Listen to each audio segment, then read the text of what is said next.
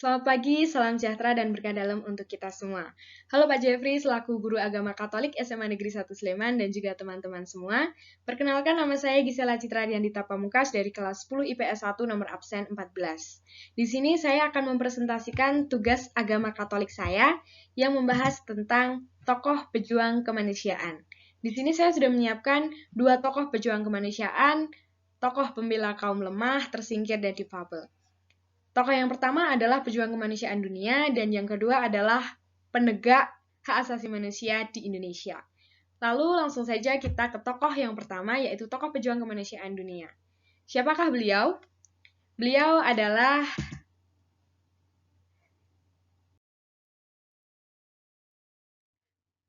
Martin Luther King Jr. Martin Luther King Jr. adalah pendeta baptis dan aktivis Amerika Serikat yang menjadi juru bicara dan pemimpin gerakan hak sipil tahun 1954 sampai 1968.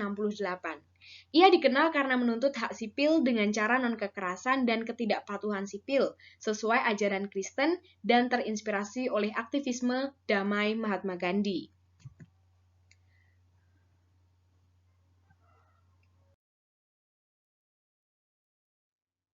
Dan inilah biodata pribadi Martin. Ia lahir pada tanggal 15 Januari 1929 di Atlanta, Georgia, Amerika. Ia juga telah menempuh pendidikan di Morehouse College, lalu melanjutkannya di Crosser Theological, dan masuk ke seminari, dan yang terakhir ia menempuh pendidikan di Boston University. Lalu ia bekerja sebagai pendeta dan juga aktivis. Ia juga dikenal sebagai penggerak hak sipil dan juga penggerak perdamaian. Penghargaan yang pernah ia raih adalah penghargaan Nobel Perdamaian. Dan untuk mengingat jasanya, dibuatlah monumen Martin Luther King Jr. Memorial.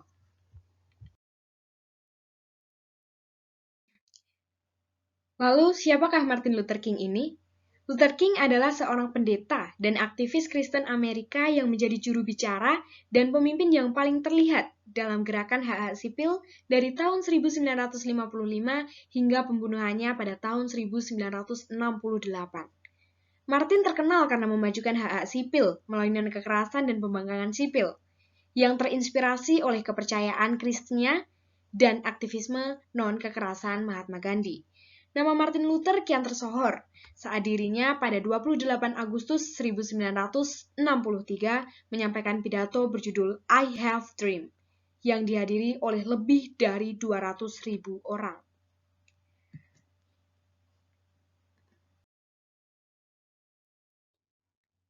Kemudian, apa sih pengabdian Martin terhadap hak asasi manusia?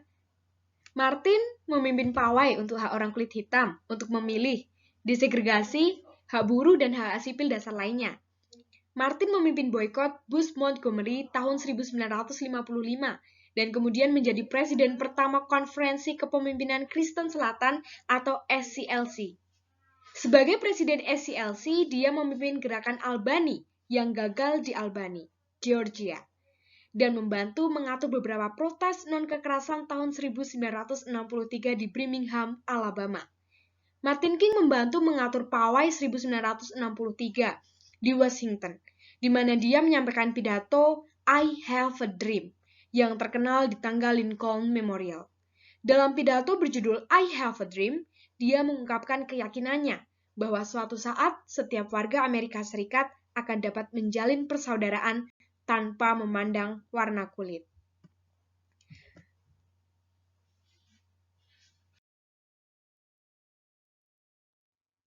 Di sini terdapat cerita perjalanan menjelang meninggalnya Martin. Beberapa bulan sebelum peristiwa pembunuhannya, Martin menaruh perhatian besar dan rasa prihatin terhadap ketimpangan ekonomi di Amerika Serikat. Dia kemudian menggalang kampanye warga miskin untuk memperjuangkan kesetaraan ekonomi, termasuk unjuk rasa warga miskin antar ras di Washington. Pada Maret 1968, Martin berkunjung ke kota Memphis. Kunjungannya untuk memberi dukungan terhadap aksi mogok kerja yang dilakukan oleh pekerja sanitasi yang mendapat perlakuan sangat buruk. Pada 28 Maret 1968, sebuah aksi unjuk rasa buruh yang dipimpin oleh Martin berakhir rusuh dan menewaskan seorang remaja kulit hitam. Kerusuhan ini memaksa Martin untuk meninggalkan Memphis. Walaupun dia berjanji akan kembali lagi di bulan April untuk memimpin aksi unjuk rasa lainnya. Martin kemudian kembali ke Memphis pada 3 April 1968 dan memberikan pidato di hadapan publik kota itu. Sehari setelah berpidato, pada 4 April 1968, Martin tewas setelah peluru seorang sniper, yaitu James Earl Ray, menerjang kerongkongannya. Sepanjang hidupnya, Martin memperjuangkan persamaan hak bagi semua orang. Dan berkat perjuangannya itu, negaranya maupun dunia melek isu diskriminasi rasial.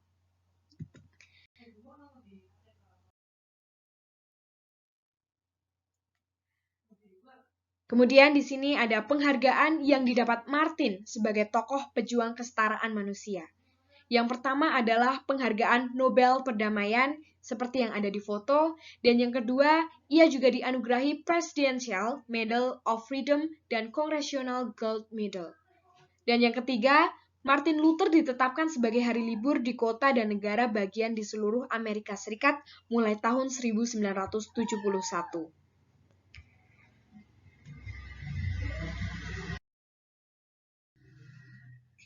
Kemudian di sini ada quotes Martin tentang kemanusiaan. The great tragedy is not the oppressions and cruelty by the bad people, but the silence of the good people about it. Martin Luther King Jr. Oke, jadi itu tadi adalah cerita perjalanan tentang Martin Luther yang berjuang menegakkan keadilan, berjuang akan hak asasi manusia. Kemudian sekarang kita akan lihat, karena kita juga punya, Indonesia juga punya tokoh, sosok penegak hak asasi manusia yang asli dari Indonesia. Siapakah dia?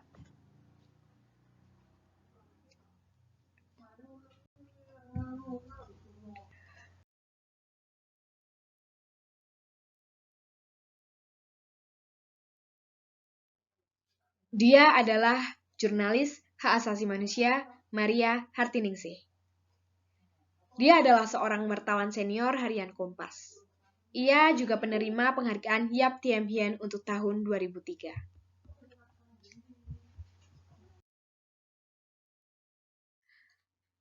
Langsung saja ke biodata pribadi Maria Hartiningsih.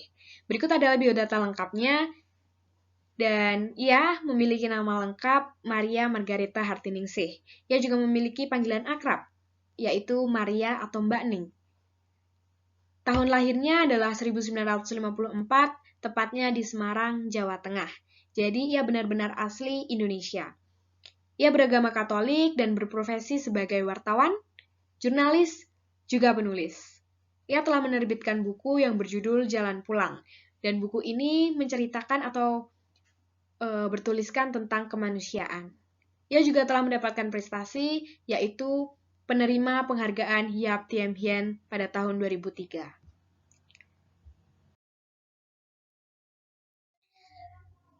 Lalu, mengapa Maria termasuk dalam aktivis hak asasi manusia?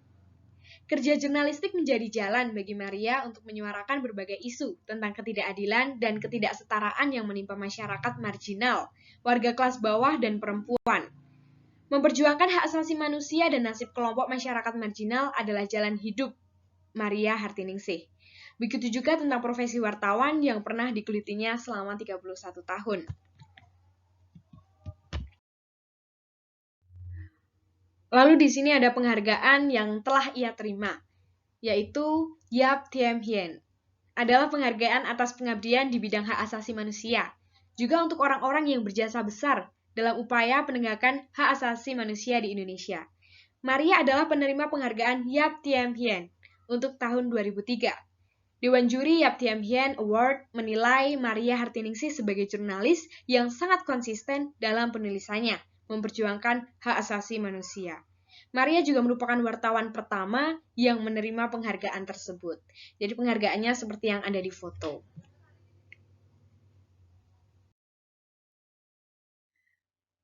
Kemudian ini adalah pandangan Maria tentang hak asasi manusia.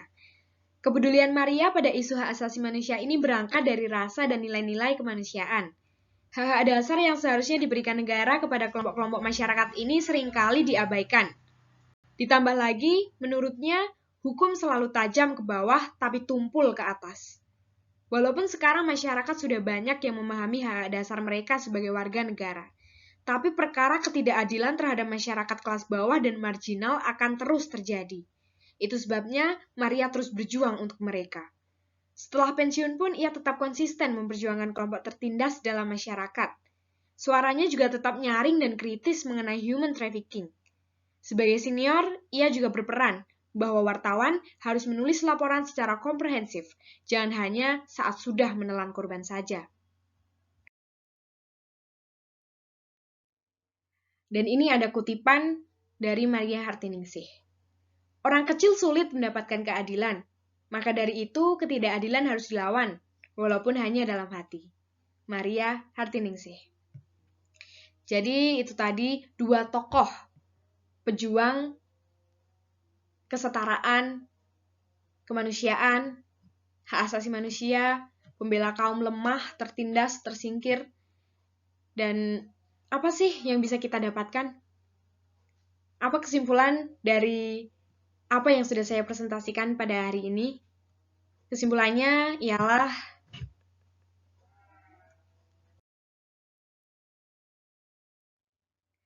kemanusiaan adalah rasa yang seharusnya dimiliki oleh setiap insan di bumi. Tapi nyatanya 50% pun belum terpenuhi mengenai rasa kemanusiaan ini. Bisakah kita seperti dua tokoh yang saya ceritakan tadi?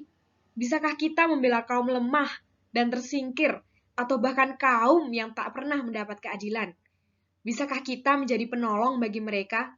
Bisakah kita disebut sebagai manusia yang bisa memanusiakan manusia?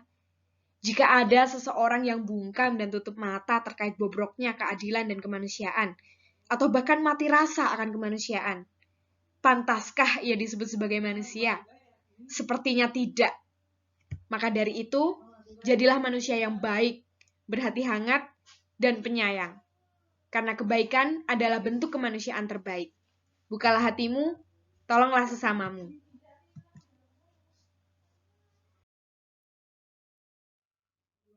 Thank you, and new knowledge about humanity, which must always be developed. Ilmu baru mengenai kemanusiaan, yang sudah seharusnya kita kembangkan. Salam kemanusiaan, saya Gisela Citradianita Pamungkas. Terima kasih, salam sejahtera, berkah dalam.